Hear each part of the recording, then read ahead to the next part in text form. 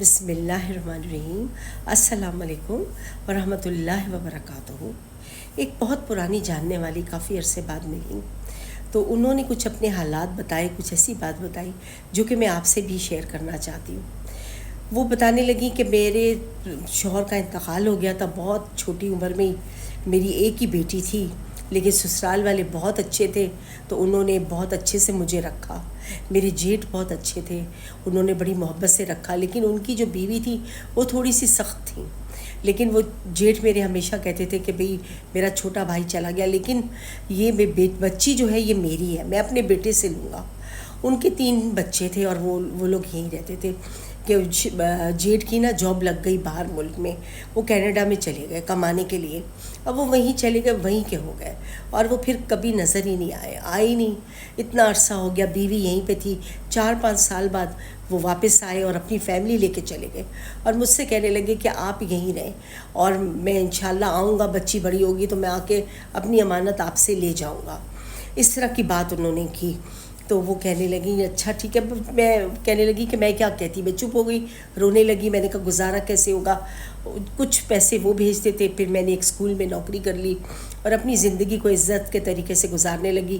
چونکہ گھر میرے شوہر کا بھی تھا، ان کا بھی تھا، تو گھر ایک ہی تھا، ہم میں اسی گھر میں رہتی رہی اکیلی، اپنی بچی لے کے میں پالتی رہی، اللہ کا شکر ادا کرتی۔ دیکھتے ہی دیکھتے دن گزر گئے، بچی ماشاءاللہ بڑی ہو گئی، قابل ہو گئی کسی۔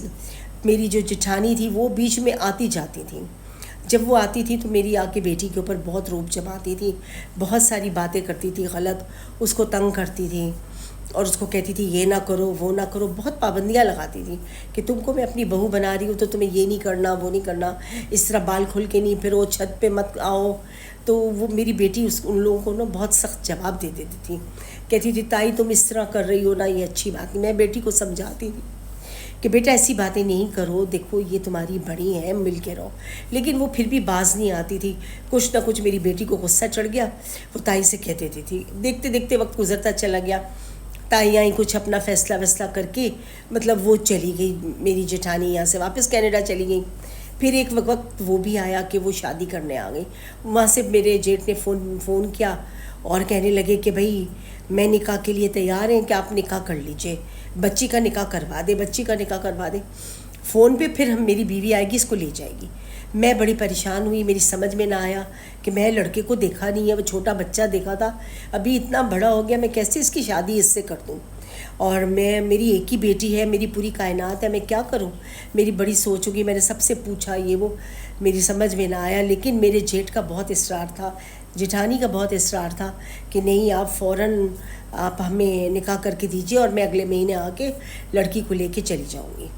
خیر وہ پھر اگلے مہینے انہوں نے نکاح فون پہ کروا لیا اور میں نے کر دیا، میں نے کہا چلو بھی سب نے کہا بھروسہ رکھو اللہ پہ اور یہ وہ، میں سب کی باتوں میں آ گئی اور میں نے نکاح کروا دیا۔ اور وہ پھر 1 مہینے کے بعد ٹھیک آئیں تو دولہا کہیں گی جب ساتھ آئے گا، وہ لڑکا ہی نہیں آیا۔ میرے بہنوں کے بچے سب میری بیٹی کو چھیڑے کہ تمہارا دولہا آنے والا ہے، لیکن دولہا تو آیا ہی نہیں۔ خالی وہ جٹھانی آئی تھی اور کپڑے وپڑے اچھے سے لائی اور اس کو بڑے میری بیٹی کو دیے، سب کچھ دیا، اور کہنے لگی کہ بس اب شادی تو ہو گئی، یہ ہو گیا نکاح، اب میں اس کو لے کے جا رہی ہوں، اس کے کاغذات بھی بن گئے اور میں اس کو اپنے ساتھ کینیڈا لے جا رہی ہوں، بیٹا وہیں ہے، پھر ہم تمہیں تصویریں بھیجیں گے، تمہیں فون کریں گے۔ اب بیٹی میری بہت گھبرا رہی تھی، وہ کہہ رہی تھی کہ میں نہیں جا رہی، لڑکا تو میں نے دیکھا نہیں ہے، میں خالی تائی کے ساتھ کیسے چلی جاؤں، تائی تو ویسے ہی مجھے پسند نہیں ہے، وہ مجھے اتنا تنگ کرتی ہیں، اتنی ڈانٹ ٹپٹ کرتی ہیں۔ اب بیٹی رو کے مجھ سے چپٹ جائے، رو کے اب میں اس کو سمجھا کے تھک گئی، بالآخر اس کو میرا کہنا ماننا ہی پڑا، اور وہ بیچاری بیٹی میری روتی سسکتی ان کے ساتھ چلی گئی۔ اب ان کے ساتھ وہاں چلی گئی تو وہاں جا کے ان کو جب گھر پہنچی تو اس کو ایک کمرے میں بٹھا دیا، کہا بھی دولہا آئے گا۔ جب دیکھا تو دولہا اتنا بڈھا سا چلا آ رہا ہے، اور پوچھا وہ لڑکا کہاں ہے جس سے میری مطلب وہ جانتی تو تھی کہ بھئی وہ نوید نام ہے لڑکے کا جس سے اس کی شادی ہونی تھی، تو کہا کہ وہ کہاں ہے، نوید تو ہے نہیں، اور یہ آپ کون ہیں آپ؟ تو اس نے کہا کہ بھئی میں تمہارا شوہر ہوں، میرا تم سے نکاح ہوا ہے۔ پھر اس نے اپنی تائی کو بلایا چیخ کے اور کہنے لگی کہ ادھر آئیں، تو پتہ چلا کہ جو لڑکا تھا وہ دوسرے شہر میں پڑھنے گیا ہوا تھا، اور تائی نے پیچھے چالاکی کر کے اپنے بھائی سے اس کا نکاح کرا دیا، کیونکہ اس کا بھائی اس سے کسی نے شادی نہیں کی تھی اور کچھ کماتا بھی نہیں تھا، نکٹو ٹائپ تھا، بہن نے اپنے گھر میں رکھا ہوا تھا تو اس نے اس سے نکاح پڑھوا دیا تھا۔ اب وہ گھر کے سامان لاتا تھا، یہ لاتا تھا، تو اس سے نکاح پڑھوا دیا اور اس کو کہا کہ چل اب گھر میں کام کر۔ یہ ڈرتی رہی، اس نے شوہر کو اپنے قریب نہ آنے دیا، اس سے بہت سختی سے بات کی۔ کہا میرے تایا کہاں ہیں؟ تو پتہ چلا جی تایا کسی اور شہر میں کمانے گئے ہوئے ہیں، وہ وہاں سے کما کے پیسہ بیچتے ہیں، ہم لوگ تو یہیں رہتے ہیں کیونکہ اور چھوٹے بچے 2 یہیں پڑھتے ہیں۔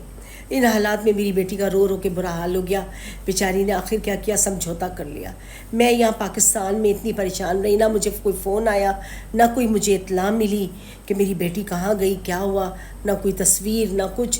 میں پریشانی کے دن گزارتی رہی اور اللہ سے رو رو کے دعائیں کرتی رہی کہ اللہ تعالیٰ کوئی اچھا سبب بنا دے کہ میری بیٹی مجھ سے ملے، کوئی بات کرے، یہ وہ۔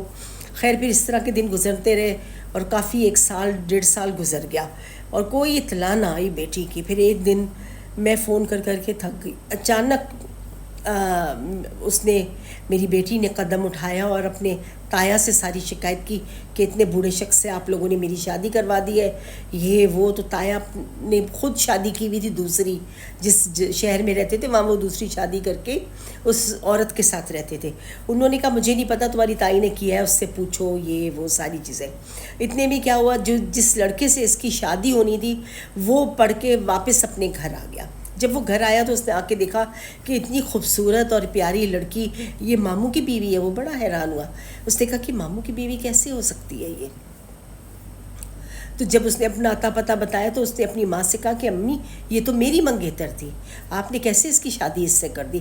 کہیں گے بس ماموں کو کوئی لڑکی نہیں دے رہا تھا تو اس لیے میں یہ لے آئی، تمہارے لیے میں اور اچھی لاؤں گی، تم یوں، اور تم پڑھے لکھے ہو، تم یہ ہو، تم یہاں رہتے ہو، اس لڑکی کو کیا سمجھ باہر کی، یہ وہ۔ خیر میرا وہ جو نوید تھا اس کو بہت برا لگا یہ سب کچھ، اور اس نے ذہنی اپنے ہی دل میں پلان بنایا اور اپنی اس سے لڑکی سے کہا، میری بیٹی سے، کہ کسی بھی طرح میں پاکستان جاؤں گا تو میں ساتھ لے جاؤں گا، تم فکر نہیں کرو۔